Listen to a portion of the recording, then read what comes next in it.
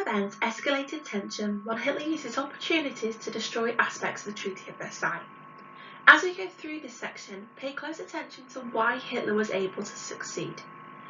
Britain and France had followed a policy of appeasement, that is, giving in to many of what seemed at the time to be Hitler's reasonable demands.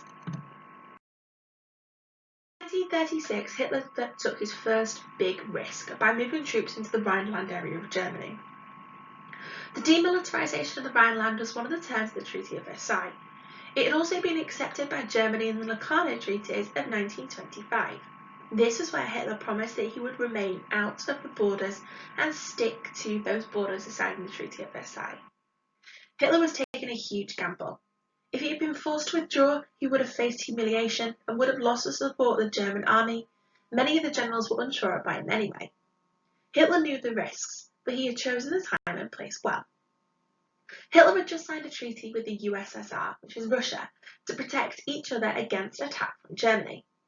Hitler used the agreement to claim that Germany was under threat. He argued that in face of such threat, he should be allowed to place troops on his own border. Hitler knew that many people in Britain also felt that he had the right to remilitarize the Rhineland, and he was fairly confident that Britain would not intervene. His gamble was over France. Would France let him get away with it? As the troops moved into the Rhineland, Hitler and his generals sweated nervously. They had orders to pull out if the French acted against them.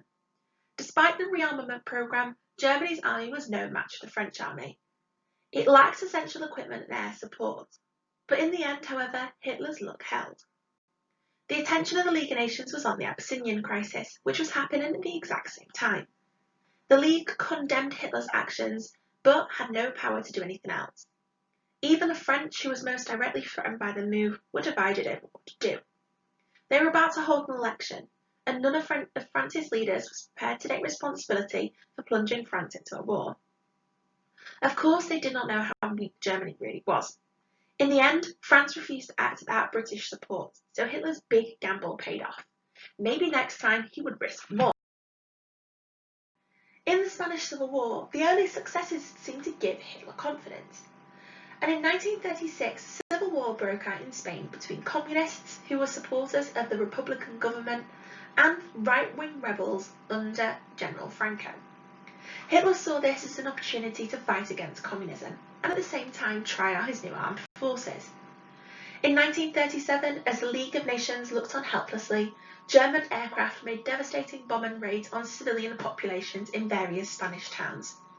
The destruction at one place called Guernica was terrible. The world looked on at horror at the suffering that modern weapons could cause. The Italian leader Mussolini was also heavily involved in the Spanish Civil War. Hitler and Mussolini saw that they had much in common also with the military dictatorship in Japan. In 1936, Germany and Japan signed an anti-Comintern pact. In 1937, Italy also signed it. Anti-Comintern means Anti-Communist International. The aim of the pact was to limit communist influence around the world. It was particularly aimed at the USSR, and the new alliance was called the Axis Alliance. With the successes of 1936 and 1937 to boost him, Hitler turned his attention to his homeland of Austria. The Austrian people were mainly German, and in Mein Kampf, Hitler had made it clear that he felt that the two states belonged together as one German nation. Many in Austria supported the idea of union with Germany, since their country was so economically weak.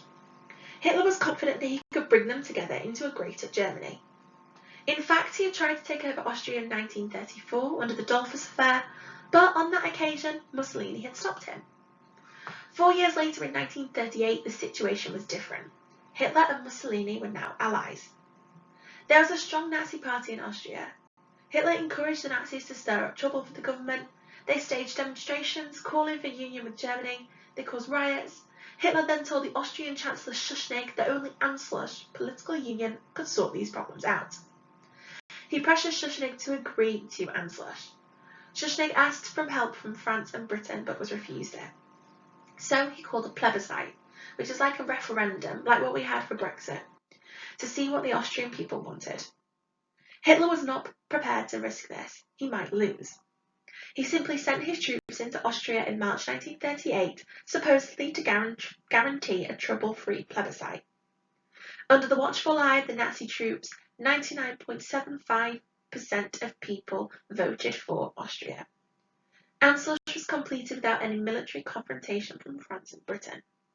Chamberlain, the British Prime Minister, felt that Austrians and Germans had the right to be united, and the Treaty of Versailles was wrong to separate them. Britain's Lord Halifax had even suggested to Hitler before the Anschluss that Britain would not resist Germany uniting with Austria. Once again, Hitler's risky but decisive action had reaped a rich reward. Austria's soldiers, weapons, and its rich deposits of gold and iron ore were added to Germany's increasingly strong army and industry.